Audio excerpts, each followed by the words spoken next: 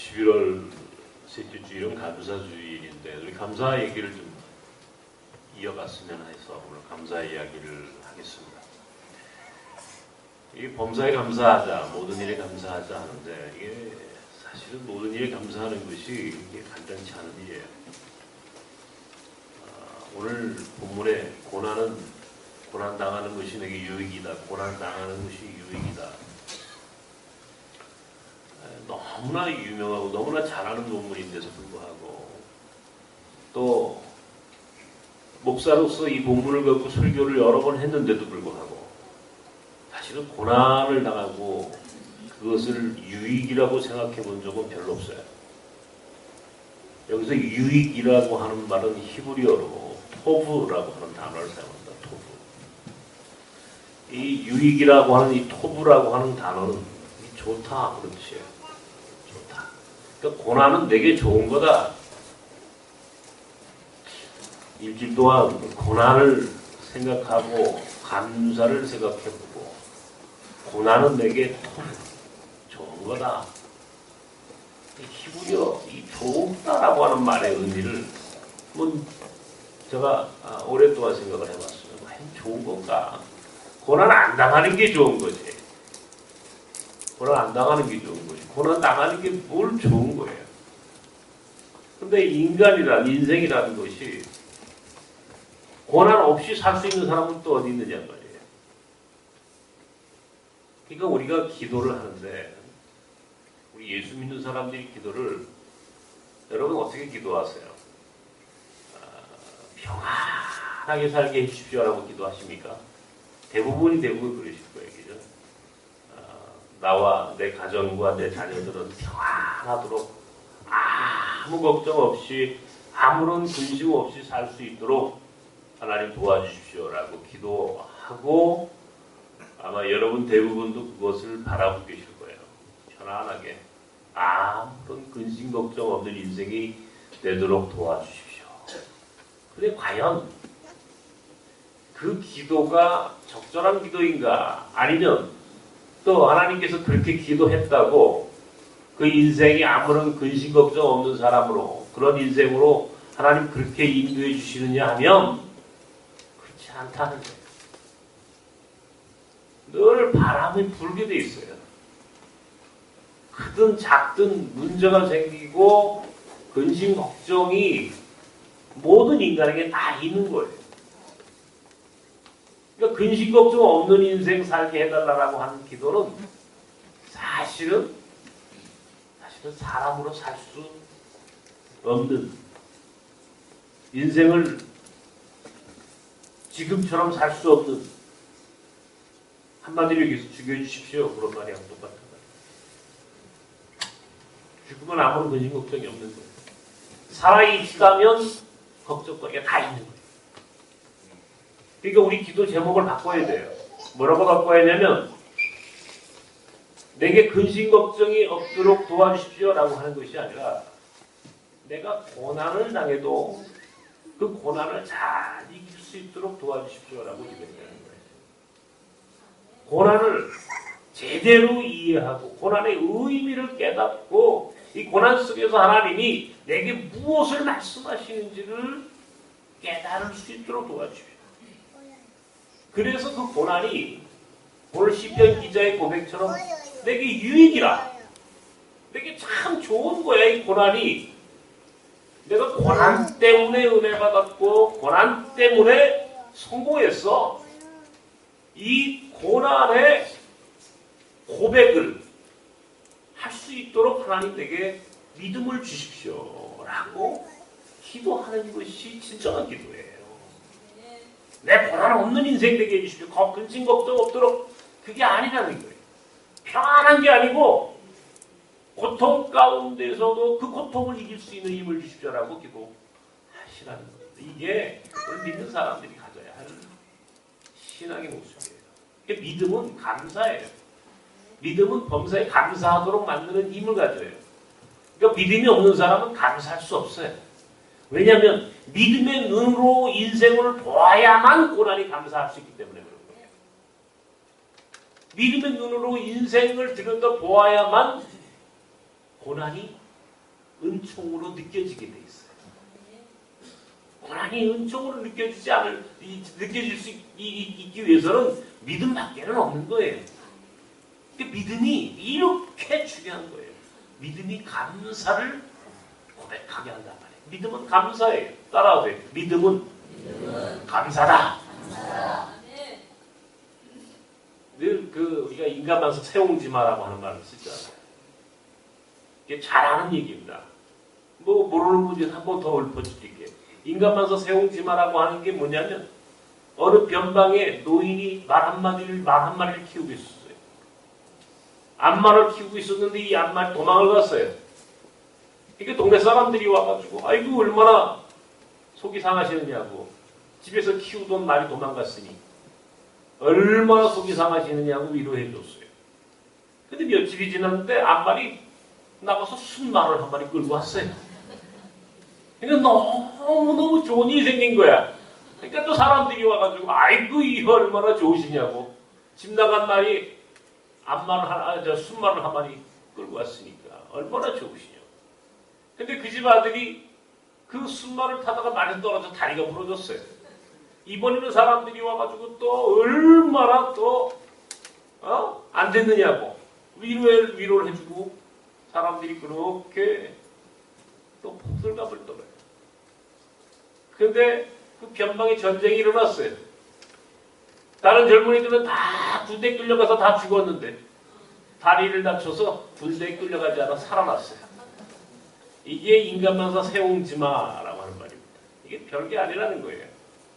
그러니까 일이 하지 말라는 거예요. 집 나간 말 때문에 슬퍼하지도 말고, 집에 들어온 말 때문에 좋아하지도 말고, 다리를 다쳤다고 아들이 다리가 부러졌다고 슬퍼하지도 말고, 다 알고 보면 인생은 이렇게 돌고 돈다는 거예요. 이게 인간만사 세옹지마라는 말입니다. 저는요 이런 일들을 많이 봤어요. 요즘 제가 어떤 책을 보다 보니까 이 테슬라 모터스라고 하는 지금 지금 전기 자동차가 지금 세계적인 열풍을 일으키고 있습니다. 이 사람이 일론 머스크라고 이 남아공 출신의 이 기업인 아닙니까?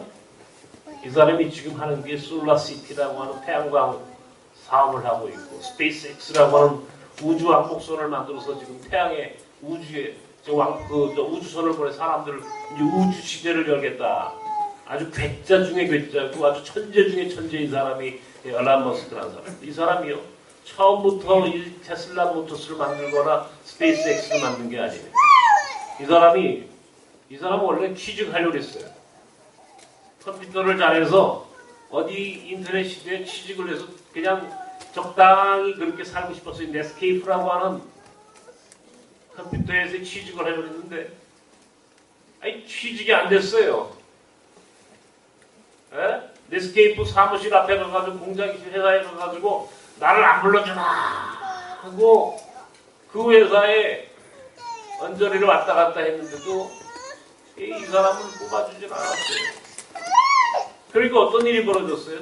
취직을 못해가지고 창업한 게 세계적인 기업을 만든 거예요.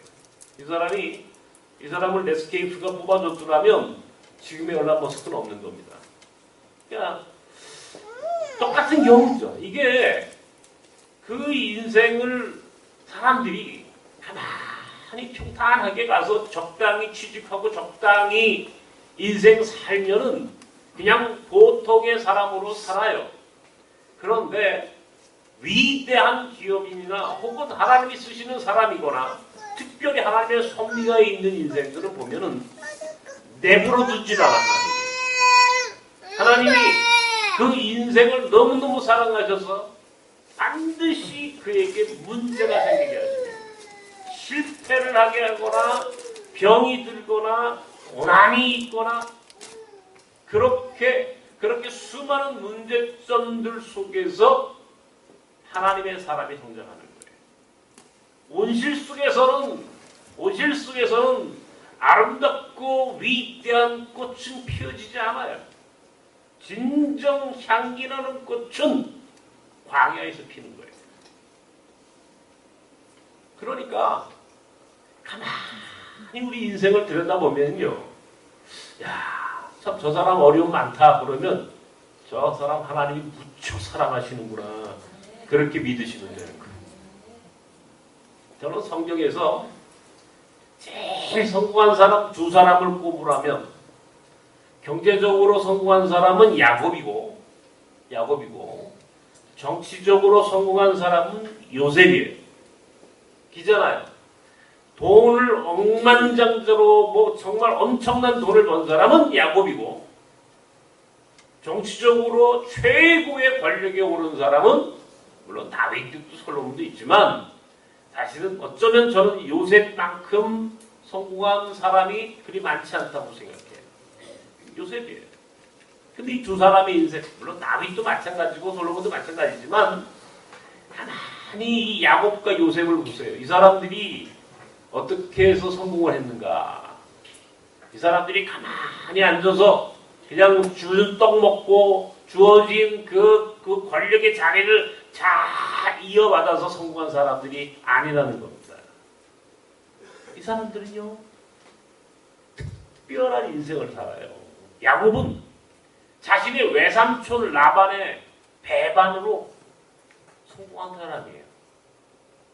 외삼촌 집에서 도부살이를 했거든요. 외삼촌 라반의 집에서 20년이 넘도록 노예처럼 살았어요. 그런데 마지막에 외삼촌이 배반을 해요. 줘야 될 임금을 주지 않아요. 그러니까 야곱이 화가 났을 거 아니에요. 그에게 그 엄청난 고통이 오히려 야곱을 축복의 자리로 인도하는 지름길이 됩니다. 얼룩무늬, 점박이, 양과 염소를 만들어서 외삼촌 라반과 겨뤄요. 유전학적으로는 도저히 만들어질 수 없는 얼룩무늬, 점박이, 양과 염소를 만드는 비밀한 비법을 알고 있었어요. 하나님이 주신 특별한 창조적인 능력을 하나님이 주셨어요. 오히려 그 일로 인해서 그런 외삼촌 라반을 누르고 한 일가의 은총과 축복을 누리는 사람이 되었어요. 그에게 창세기 28장 광야의 노숙자의 경험이 없었더라면 그가 자신의 형 에서를 누르고 아버지의 상속권과 축복권을 얻는 그냥 그렇게 그가 욕망했던 것들을 얻는 인생을 살았더라면 야곱은 성서에 기록된 이유가 없는 사람이에요. 쫓겨나고 노숙자가 되고 외삼촌의 배반으로 그렇게 고난받고 고통받는 인생이 되었을 때 드디어 하나님 마지막에 그를 가장 축복받는 하나님의 사람으로 그가 이스라엘 민족의 시조가 되고 그 이름이 야곱에서 이스라엘로 그 이름을 바꾸어 주실 만큼 그는 이스라엘 민족의 상징이에요. 축복의 상징이에요. 그런 인생이 될 수 있었던 것은 고난 때문이에요. 고난이 있었으니까 야곱이 야곱된 거예요. 그의 11번째 아들 요셉이 그냥 요셉이 된 게 아니에요. 야곱이 특별히 그 아들들 가운데에 요셉을 사랑합니다. 편애를 했어요. 그 사랑으로 가만히 그가 권력자의 자리에 성공의 자리에 올라간 게 아니에요. 오히려 형들이 질투하고 시기를 해서 자기 동생을 팔아버렸어요. 미디안 장사꾼들에 의해서 애굽의 보디발이라고 하는 사람의 노예로 팔려갔어요. 종이 된 거예요. 젊은 나이에. 그 집에서 얼마나 많은 모함을 받았는지 또 감옥에 들어갔어요. 감옥살이를 하면서 그는 그렇게 한 세대, 한 시절을 살았던 겁니다. 급기야 요셉이 애굽의 총리까지 오르게 되는데 마지막 아마 그가 그렇게 총리에까지 오르게 된 배경에는 바로 형들의 도움이 있었던 거예요. 바로 그를 팔아먹은 거예요. 고난당한 거예요. 감옥살이를 한 거예요. 모함을 당한 거예요. 배반을 당한 거예요. 그러니까 요셉이 애굽의 총리가 되고 나중에 그의 부모와 형제들을 구원하는 구약의 예수님, 구약의 예수 그리스도의 모델이 되는 그 가장 성공한 사람의 모델이 될 수 있었던 것은 그의 삶에 고통이 있었기 때문에. 그러니까 그때는 몰랐을 거란 말이에요. 야곱도 요셉도 야 이게 내가 이게 어떻게 되는 거야? 어? 모세가 애굽의 궁전에 있을 때 바로의 양아들로 살고 있을 때 하나님이 그를 부르시지 않아요. 편안하게 있을 때 쓰지 않아요. 그가 그의 백성들, 히브리 백성들에 의해서 배반당하고 살인자가 되고 결국은 미디안 광야의 목동으로 살 때에 하나님 그를 부르시는 거예요. 그를 그렇게 부르시는 그 과정에서 나중에 나이 80 먹은 모세를 쓰시는 하나님의 그 섭리와 계획 가만히 들여다보면 이게 모세가 고난을 통했기 때문에, 고난 속에 있었기 때문에 하나님이 그를 쓰시는 거구나. 가만히 온실 속에 자란 인생을 쓰지 않는다. 여러분 삶이 대단히 힘들고 어렵다면 그거는 오히려 하나님이 여러분을 쓰시려고 훈련시키는 것이다. 고난은 내게 유익이라. 어떻게 유익이 되겠어요, 여러분? 제가 오늘 제목을 나는 약함으로 살았습니다. 그랬어요. 저는 늘 그런 간증을 해요. 간증을 해요. 약하고 싶은 사람이 어디 있어요? 약한 인생이 되기를 원하는 사람이 세상에 어디 있겠어요? 다 강한 인생이 되기를 원하지.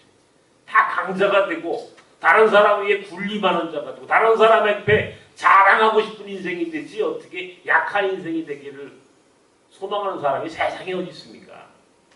없어요. 저도 욕심 많은 사람이에요. 이왕이면 강한 사람이 되고 싶어요. 다른 사람들보다 훨씬 더 강해서 자랑할 것도 많고 다른 사람보다 돈도 많이 벌고 더 높은 권력도 갖고 싶고 다른 사람보다 더 유명한 사람도 되고 싶고 사실은 그래요. 그게 인간이에요. 저도요. 그런 인생 살고 싶었어요. 학교 다닐 때 그래서 열심히 공부도 해봤고 다른 사람보다 오히려 뛰어나다는 소리도 들어봤어요. 그런데 인생이 내 마음대로 안 돼요. 안 되더라고요. 한참 올라간 것 같은데 그냥 어느 날 뚝 떨어져 버렸어요. 그것도 보통 떨어진 게 아니라 저 밑바닥으로 뚝 떨어져 버렸어요. 지상으로 떨어진 것도 아니라 아예 지하실로 떨어져 버렸어요. 지상으로만 떨어졌어도 괜찮겠어요. 지하실로 떨어지니까 못 일어나더라고요. 제가 지하실에서 오래 살았어요. 제가 지하실에 오래 살았어요. 제가 정말 이 지하실 생활을 오랫동안 하면서 이 지하실에서 생활하는 사람들의 마음을 알게 됐어요. 야, 이 가난한 사람들. 야, 이게 지하실에서 이게 여름에 한번 살아보십시오, 여러분. 예? 눅눅하고 칙칙하고 곰팡이 냄새나고 그곳에서 며칠만 거기서 생활해 보세요. 몸이 천근만근이에요. 아, 이게 다 이유가 있구나. 근데 지하실에서 아주 오래 살았어요. 그건 한 8년 이상을 살았어요. 지하실에서. 8년, 9년. 아침에 들어가면 저녁 때 나오는 거예요. 두더지에 완전히. 햇빛을 본 적이 없어요. 햇빛을 보지 않고 그렇게 오랫동안 살았어요. 외국인 나그네들 목회한다고 거기다가 눈이 안 보여요. 병이 들어서 시력을 다 잃었어요. 제가 건강할 때는요, 눈 안 보이는 사람 보면은, 와, 저 사람 불쌍하다. 저 사람 얼마나 불평할까? 얼마나 불편할까? 그 가끔씩 있잖아요. 눈 안 보이는 사람들 가끔씩 만나잖아요. 여러분도 만나시잖아요. 이제 여러분들은 늘 주일마다 한 번씩 만나시지만, 여러분 저를 보면 불편하다고 생각 안 하세요? 근데 여러분들은 참 이상해요. 저를 보면서 목사님 보이시죠? 그래요? 근데 저는 그게 참 이게 이중적이에요. 여러분들이 저를 생각하시는 거예요? 아니면 저를 칭찬하시는 거예요? 예? 칭찬하는 거예요? 안 보이는데 얼마나 불편하세요, 목사님. 얼마나 힘들어서 일해야 되는데 꼭 하는 얘기, 목사님 진짜 보이세요? 안 보이세요? 그래요. 그래서 제가 뭐라고 대답해요? 그러면 그때는 안 보인다고 그래요? 본다고 그래요? 다 본다고 그러는 거예요. 못 봐요. 안 보여요. 보고 싶지만. 근데 옛날에는 저도 제가 잘 보였을 때는 안 보이는 사람들도 참 불쌍하더라고요. 근데 내가 그 상황 되니까 이야, 말도 다 못해. 내가 지금요, 이게 제가 이 눈이 지금 너무너무 아파요. 요새 계속 어떤 눈이 안 좋아요. 계속 아파요. 눈을 뜰 수가 없어요. 아주 불편하게 뭐 하루 이틀이 아니지만 요즘 특별히 그래요. 아주 눈이 피곤하고 불편해요. 힘들어요. 그러다 보니까 건강이 운동력이 제가 아이고 이게 악화돼요. 악화. 어? 계속 악순환되는 거거든요. 그래서 제가 2달 전부터 안 되겠다. 이렇게 살다가는 이게 진짜 죽겠다 싶더라고요. 그래서 2달 전부터 제가 하루에 30분씩 걷습니다. 런닝머신을 갖다 놓고 하루에 30분씩 걷는데 땀이 쭉 나고 그나마 그 30분 운동하는 게 그나마 제가 요즘 조금 버티는 힘이에요. 가만히 살아보면 그 생각해보면 참 제가 한없이 불쌍해요. 한없이 고통스러워요. 어떻게 하면 좀 나쁘고 싶어요. 이제 4차 산업혁명이 이제 세상을 바꾼다고 하니까 저도 이제 600만 분의 사나이처럼 곧 로봇 눈을 끼고 여러분보다 더 멀리 바라볼 수 있는 특별한 눈을 끼고도 그렇게 한번 그런 인생을 살고도 싶어요. 그런데 요즘 깨달았어요. 아니 요즘이 아니라 꽤 오래됐어요.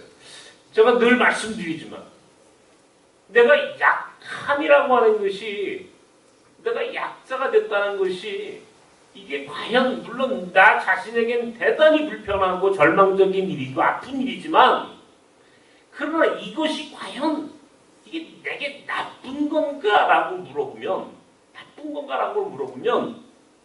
그건 아니다라고 생각이 드는 거예요. 자꾸만. 아주 이상해요. 이게 아주 역설적이게도 내가 지금 약해져서 산 거지. 내가 약함으로 산 거지. 내가 장애가 있어서 지금 여기서 존재하는 거지. 내가 지금 강한 사람이 됐더라면, 내가 꿈꾸고 내가 욕망했던 그런 아주 정말 그런 강자가 됐더라면 과연 나는 오늘 여기에 존재할 수 있었을까? 라고 한번 생각해 보는 거예요. 제가 여러분들 거의 대부분은 여러분들이 저를 모르시지만 저를 아주 오랫동안 저를 옆에서 봤던 사람들은 저를 잘 알아요. 제가 어떤 사람인지. 제가 한 곳에 있지 않아요. 소위 지금 유목민 기질이 있어요. 제게. 그래서 조금만 불편하면 그 불편함을 견디지 못해요. 제가. 누구한테 자존심 상하는 얘기를 한마디 들으면 그냥 그대로 걷어쳐버려요. 거기 있지 않아요. 그 제가 목회자로서는 아주 최악의 조건을 가진 사람이에요. 목회자가 참고 인내할 줄도 알고 다른 사람 아주 안 좋은 소리도 들을 수 있어야 되는데 제 속에서 그걸 용납은 못하는 거예요. 그러니까 견디질 못해요. 제가 약한 자가 아니라 강자가 됐더라면, 아무런 문제 없는 인생이 되었더라면 저는 여기 나눔의 목회를 하지 않았어요. 여기서 이렇게 버틸 수 없었을 거예요. 제가 여기 버티는 이유는요. 도망가지 못하기 때문이에요. 할 데가 없어요, 제가. 가고 싶은데 내가 하나님한테 가끔씩 물어요. 하나님, 차라리 눈보다는 다리를 부러뜨려 놓으시지. 라고 제가 한번 기도해 본 적이 있어요. 왜냐하면 눈이 눈이 안 보이는 게 너무 고통스러우니까 차라리 하나님 다리 정도로 해결해 주시지 어떻게 눈으로 해결하셨습니까? 근데 하나님이 제게 그렇게 말씀하시, 너는 다리 갖고 안 돼. 그래서 내가 너를 아예 못 보게 만들거든. 너 도망도 못 가게 돼. 도망도 못 가요. 그러니까 여기서 머물러 있어야 되는 거예요. 두 번째, 내가 약함으로 사는 이유는 뭐냐면, 한국말 중에 사촌이 땅을 사면 배가 아프다는 말이 있습니다. 여러분도 배 아프시죠? 남이 잘 되면은. 안 그러십니까? 한국 사람이 유독 남 잘 되는데 속이 뒤틀리는 사람이 많아요. 이게 우리 한국 사람들이 특별히 왜 그런 말이 나왔는지 모르겠어요. 사촌이 땅 사면 좋은 거 아니에요? 네? 얹혀 살고 좀 도움도 받고 그러면 되는데 남 잘된 꼴을 못 봐 우리가. 저도 아마 그럴 거예요. 저도 제 안에 남 잘되는 거 보면 조금 시기, 질투 나지 않아요. 특별히 이 목회자들의 이 집단이 남 잘되는 꼴을 못 보는 곳이 목회자들이에요. 정말이에요. 아주 희한한 분위기가 있어요. 그래서 누가 목회 아주 굉장히 성공했다더라. 교회를 크게 지었다더라. 혹은 아주 유명한 사람이 되었다더라. 그러면 앞에서는 참 얼마나 좋으냐고 칭찬하고 혹은 박수를 쳐주지만 뒤로 가면요 또 씹어요. 아주 배 아파해요. 이게 목회자들의 삶이고 목회자들의 모습이에요. 왜? 이게 무한 경쟁이기 때문에 그래요. 무한 경쟁. 목회자들이 목회라는 한국교회의 목회라고 하는 게 이게 사실은 이게 할 짓이 아니에요. 왜냐하면 이게 보세요.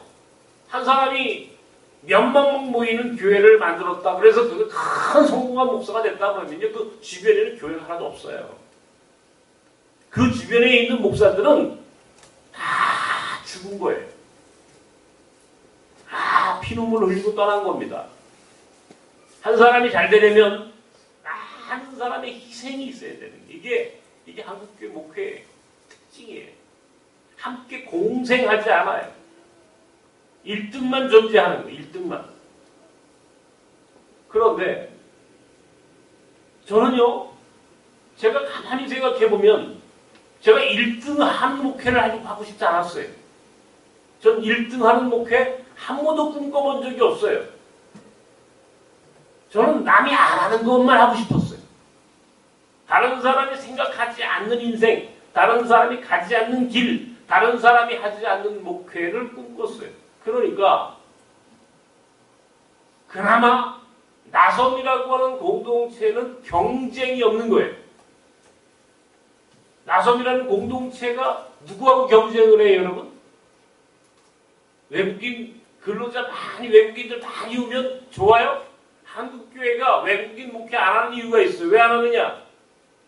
이 목회가 힘들어서 안 해요. 두 번째, 힘만 든 게 아니라 이게 시쳇말로 돈이 안 돼서 안 하는 거예요. 이게 돈 나오는 목회가 아니에요. 세상 사람들이 말하는 축복과 성공의 목회가 아니에요. 이거는 곱하기의 목회가 아니에요. 이건 나누기의 목회예요. 한국계 교인들이 많이 들어오면 교회가 힘이 생기고 좋지만 외국인들이 많이 오면요. 다 n분의 1을 나누는 거예요. 그러니까 나누기의 목회를 하다 보니까 이 목회를 하지 않아요. 근데 감사하게도 나는 그것을 알았어요. 나누기의 목회가 진짜 축복이라는 것을 알았어요. 그래서 제가 25년 동안 나섬의 목회를 하는데 나섬의 목회를 하면서 누구하고 경쟁을 해본 적이 없어요. 그리고 독보적인 목회자가 됐어요. 전 세계 유일무이한 몽골 학교를 세웠어요. 300명이 넘는 아이들이 우리 학교를 다니고 아이들이 우리 학교에 들어오려고 줄 서 있어요. 지금도. 외국인들이 모여서 예배를 드려요. 그들을 키워서 선교사로 파송을 해요. 아무도 해본 적이 없어요. 그래서 저는 홀로 갑니다. 혼자 물고기를 잡는 목회자예요. 요거를 블루오션이라고 그래요. 아무도 물고기 잡는 곳이 없어. 나는 혼자 잡아. 혼자 잡는 목회, 혼자 물고기 잡는 목회. 그래서 나는 은총받은 목회자예요. 거기다가 눈까지 안 보여. 그러니까 한편에서는 불쌍하고 한편에서는 혼자 가고 경쟁자도 없고 그러니까 누구하고 싸울 일이 없어요. 제가 눈이 보였다면 여기저기 기웃거리고 야 나도 1등 할래 하면서 또 경쟁하는 데 뛰어들어가가지고 무한 경쟁의 함정의 늪에서 헤어나지 못했을 텐데 저는요 완전히 열외예요. 완전히 열외. 제가 말씀드렸잖아요. 노회라는 데가 있어요. 목사님들 장로님들 모이는데 노회를 갔더니 나는 완전히 열외야. 완전히 열외. 뭐 거기서 뭐 무슨 자리를 만들어줄 이유도 없고 자리를 하라고 해도 할 이유도 없는 사람이에요. 그러니까 저 사람은 있어도 그만 없어도 그만 무관심의 대상이에요. 열외예요. 그런데 나는 너무 좋은 거야. 왜? 경쟁이 없으니까. 아무하고도 싸우지 않으니까. 그러니까 하나님이 나를 아주 독보적인 인생으로 만들어 주셨어요. 눈이 안 보이는 데다가 남이 하지 않는 목회를 하고 있어요. 그러니까 얼마나 좋은지 말로 다 할 수가 없어요. 그러니까 눈을 떴다면 몽골학기 이렇게 줬고 뭐 이렇게 뭐 잘 나간다고 그러면 누군가 와가지고 분명히 뒤에서 또 시기하고 질투하는 사람이 많았을 거예요. 왜? 한국 사람의 특징이 그러니까. 그런데 이 나섬의 목회 몽골학교라는 것은 전 세계 하나밖에 없어. 거기다 눈까지 안 보이는 목사가 그 일을 해. 누가 와가지고 저를 씹겠어요. 씹을 이유도 없지만 씹히지도 않겠지만 또 그렇게 할 사람도 없는 거예요. 왜? 유일무이하니까. 제 친구가 제 방에 가면 똥그림 하나 있죠. 그 똥그림 그려진 친구예요. 그 친구가 내 호를 하나 줘줬어요. 아주 오래전에. 내 호를 뭐라고 줘줬냐면 목은이라고 줬어요. 목은. 목은이라고 하는 호의 의미가 뭐냐면 목회할 때 목자고 은자는 은밀히라고 합니다. 은밀히. 몰래 숨어서 은밀히 목회하는 사람이란 뜻이에요. 아무도 모르는 곳에서 은밀하게 목회해라. 너는 나서지 말고 자랑하지 말고 튀지 말고 그런 뜻이겠죠. 나는 내 친구가 나를 잘 알아서 그렇게 만든 것 같아. 그래서 제 호를 목은이라고 했어요. 목은. 그때는 몰랐어요. 야, 왜 목은이라고 그러니? 좀 유명해지고 사람들한테 내가 좀 자랑도 하고 그런 목회자로 살면 어때? 그런데 하필 왜 목은이라고 줬을까? 그때는 몰랐어요. 근데 한참 세월이 지난 다음에 알게 됐어요. 아, 이 친구가 이게 선견지명이 있는 친구로구나. 제가 제호가 모근이라는 게 참 좋아요. 은밀하게. 그래서 가끔씩 제게도 왜 욕망이 꿈틀거릴 때가 있잖아요. 세상 사람들한테 가서 자랑하고 싶을 때가 있고, 어떤 때는요, 어떤 때는 뭐 내가 뭐 어쩌고저쩌고 하고 싶을 때가 있잖아요. 그런데 내가 참 호가 모근이지. 그런 생각을 탁 하는 순간 제가 스스로 주저앉아요. 그렇지. 나는 나서면 안 돼. 나는 사람들 모이는 데 가면 안 돼. 사람들 모이는 데 가서 자랑하지 마. 조용히 살아. 조용히 살아. 왜? 왜 하나님이 나를 약하게 만드셨을까? 한편에서는 그렇게 불평하고 원망했지만 또 한편에서는 내가 장애인이 됐기 때문에, 약했기 때문에 여기서 이렇게 사는 거예요. 내가 건강한 사람이고 아무런 문제가 없는 인생이었다면 저는 지금 이 세상 사람이 아닐 가능성이 높은 사람이에요. 죽었거나 노숙자가 되었거나 아니면 실종된, 집 나간 어딘가에서 방황하는 그런 아주 불행한 인생을 아마 살고 있었을 가능성이 높아요. 그런데 감사하게도 하나님이 저를 안 보이게 하셨어요. 도망도 못 가게 하셨어요. 다른 사람 앞에 가서 나서지도 못하게 하셨어요. 자랑하지도 못하게 하셨어요. 다른 사람이 하는 목회를 하지도 못하게 하셨어요. 참으로 불편부당한 상황인데 뒤집어 보면 그것이 오늘 나성과 오늘 우리 공동체가 여기 있게 한 가장 중요한 근거가 돼요. 뒤돌아보면 그것 때문에 산 거예요. 그것이 은총이에요. 이것이 내게는 유익이라. 고난은 내게 더 좋은 거야. 왜 이 고백을 시편 기자가 했는지 잘 몰랐어요, 그때는. 그런데 나중에 보니까 이 고난이 내게 얼마나 좋은 건지 모르는 거예요. 4차 산업혁명 아니라 5차 산업혁명이 돼서 눈을 4개씩 달고 다녀도 저는 이제 지금으로서 별로 눈 보고 싶지 않아요. 왜? 보면 또 달라질 거니까. 보면 내가 망할 수도 있어요. 그래서 고난이라는 것, 아픔이라는 것, 시련이라는 것, 이게 꼭 나쁜 것만은 아니었구나라고 하는 사실을 제가 언젠가 철이 들면서 제가 제 입으로 하나님께 고백하는 거예요. 감사합니다, 하나님. 내가 보이지 않아서 감사합니다. 보이지 않아서 감사합니다. 그러니까 인생을 너무 눈앞에 보이는 것에만 휘둘리지 마세요, 여러분. 조금 깊이 들여다볼 필요가 있어요. 바울과 실라가 빌립보 감옥에 붙잡혔어요. 바울과 실라가 감옥살이를 했어요. 아니, 복음을 증거했다고 감옥에 가요? 그런데 그 당시에는 특별히 바울은 복음을 증거하는 곳마다 가서 얻어 터지거나 감옥에 가거나 죽음 직전에까지 고통을 당하는 경우가 여러 번 있었어요. 감옥에 갔는데 감사할 수 있어요? 감옥에 갔는데 기도가 나와요? 찬양이 나와요?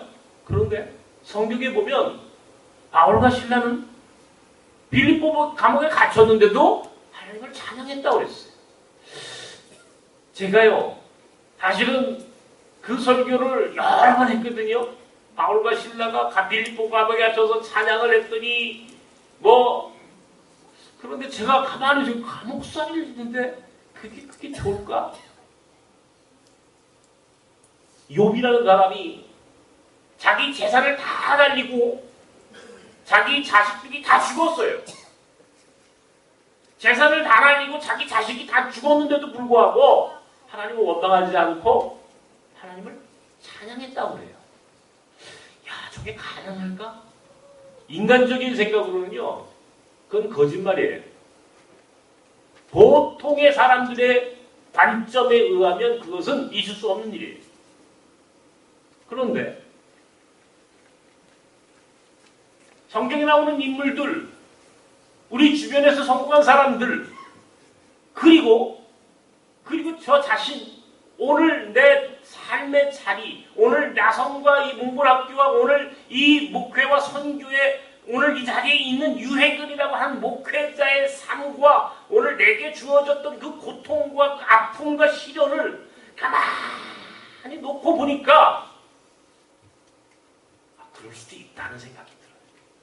왜 그러냐? 그 다음이기 때문에.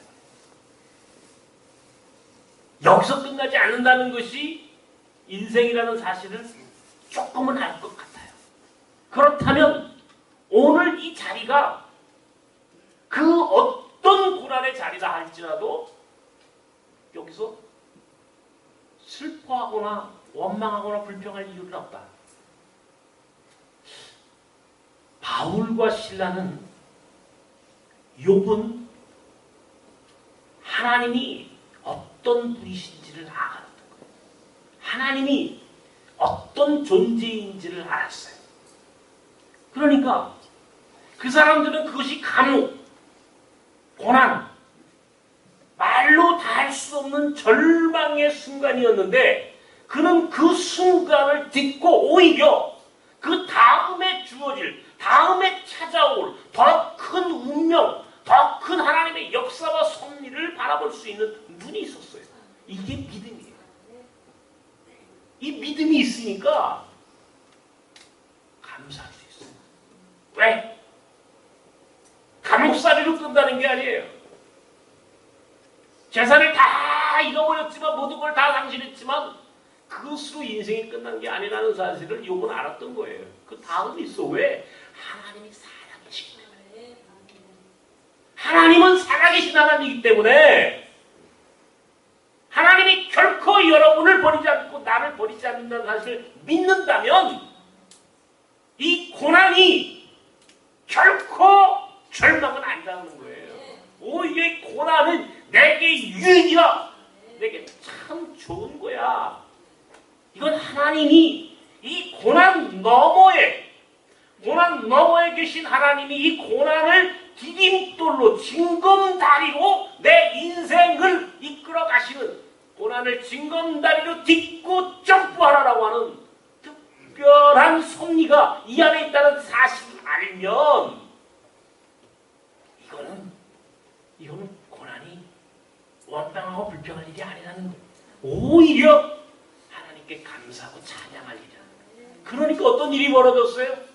욥은 2배의 축복을 받았고, 바울과 실라가 빌립보 감옥에 갇혀 있을 때 하나님께 찬양하고 하나님께 영광을 올려드렸을 때 그들 앞에 엄청난 기적의 역사가 일어나고 간수가 구원받는, 이 고난 너머에는 구원의 섭리가 있었구나 라고 하는 사실을 우리가 보잖아요. 고난은 지름길이에요. 우리를 축복으로 인도하는 지름길이에요. 빨리 가는 방법이에요. 많이 아프면 더 빨리 하나님 우리를 인도해 가시려고, 우리를 축복의 자리로, 성공의 자리로 우리를 끌고 가시려고 하는 하나님의 특별한 지름길이구나. 아하! 이 고난은 징검다리의 디딤돌이에요. 저 너머에 강을 건너가야 하는데, 개울물을 건너가야 하는데 고난이라고 하는 징검다리를 타고 넘어가라는 거예요. 그걸 타고 가야 강을 건널 수 있는 거예요.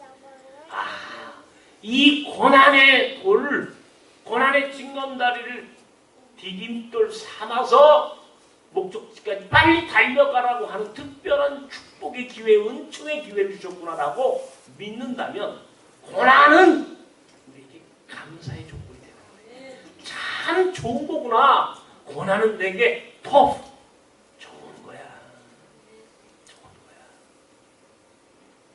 그러니까 생각이 났어요. 강영우 박사가 그때 내가 만났을 때, 목사님 나는 눈이 안 보여서 성공한 사람이에요. 그때는 깜짝 놀란 얘기를 알았는데 이제는 나도 할 것 같아. 나도 눈이 안 보여서 성공한 사람이에요. 나는 눈이 안 보여서 은혜를 받은 사람이에요. 눈 보였다면 죽었어요. 내게 약하다는 것, 내게 장애라고 하는 것, 내게 이 고난이라고 하는 것은 내게 유익이에요. 내게 그것은 큰 축복이에요. 나는 이 고난을 딛고 하나님을 받고 고난을 딛고 하나님의 사람이 되어가고 있는 거예요.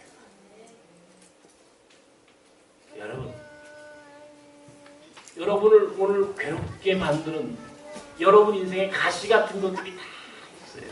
여러분 마음에 상처들이 있어요.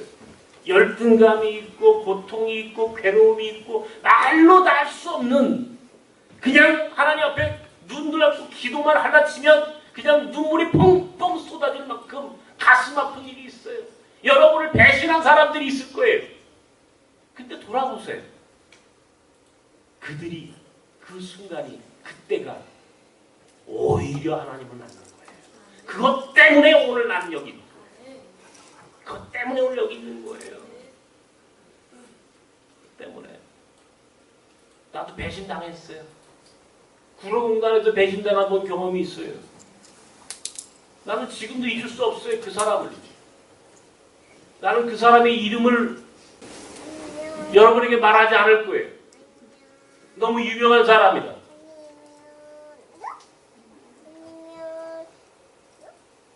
나를 배신한 사람이. 그때는 용서할 수 없었어요. 그런데 가만히 기다보면 그 사람이 좀 고마워요. 그 사람 때문에 오늘 내가 여기 와 있거든요. 내가 배신을 당하지 않았더라면 내가 여기 올 까닭이 없어요. 배신당했기 때문에, 버림받았기 때문에 내가 오늘 여기 있는 거예요. 참 고맙다. 하나님은 다 그렇게 쓰시는 이 인생의 과정이라는 게, 저 태평양까지 물이 흘러갈 때까지는요, 수많은 굽이굽이 많은 부딪힘이 있을 때 거기서 생명력이 생기고 부딪혀서 깨지고 또 모아서 또 강을 이루고 갈 때 드디어 넓은 바다까지 갈 수 있는 거예요. 철철철철철 흐르는 시냇물은요, 땅속으로 스며들어 죽어버려 끝까지 못 가요. 근데 그냥 그 바위에 부딪히고 깨진 그 물줄기는 힘이 있어요. 그래서 가는 거예요. 이야, 고난은 그래서 오는 게 감사의 조건이에요. 다시 시작해요. 앞에서 얘기했어요. 감사할 때만 감사한 게 아니에요. 이 가을에 여러분 감사의 조건을 된 것도 없고 전부 다 안 된 것밖에 없는데 뭘 감사하는 거야? 아니에요. 안 됐기 때문에 감사한 거예요. 아니, 망해서 감사한 거예요. 병들어서 감사하고, 오늘 우리가 고난 때문에 감사할 수 있는 그런 인생으로 오늘 우리가 좀 바꿔보자는 거예요. 오늘 제 얘기의 핵심은 있잖아요. 고난 때문에 여러분 여기 있잖아요. 너무 잘 나가는 인생이었으면 여러분 지금요 아마 딴 데 가가지고 아마 신나게 놀고 있을 거예요. 내장산 가가지고 단풍 구경하고 돈이 차고 넘치면 여러분 지금 여기 있지 않아요. 그죠? 솔직히 얘기해가지고 아프지 않았으면 여기 와 있지 않아요. 뭐 재밌는 데 없나? 어디 맛있는 거 없나? 어디 눈에 좋은 거 없을까?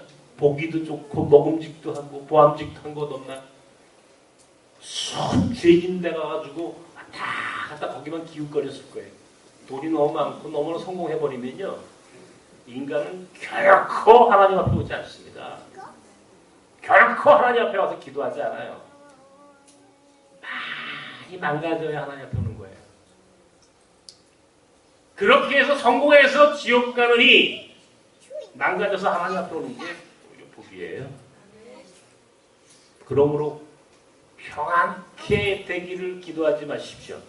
오히려 오늘 이 고난 속에서도 하나님의 섭리와 계획을 깨닫고 하나님이 고난을 지혜롭게 뛰어넘을 수 있는 그런 믿음을 주십시오라고 기도하는 성숙하고 지혜로운 신앙인으로 살아가는 감사의 절기가 되기를 주님의 이름으로 축원합니다.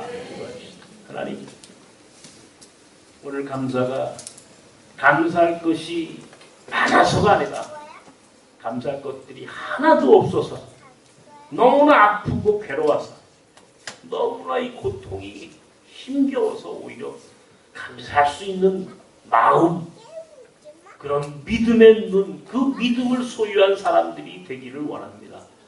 낯선 사람들을 그렇게 하나님 정말 고난 속에서도 하나님 앞에 감사를 고백할 수 있는, 깨어있는, 제대로 인생을 바라볼 수 있는, 제대로 하나님을 고백할 수 있는 그런 지혜롭고 성숙한 낯선 사람들이 되도록 인도하여 주시옵소서.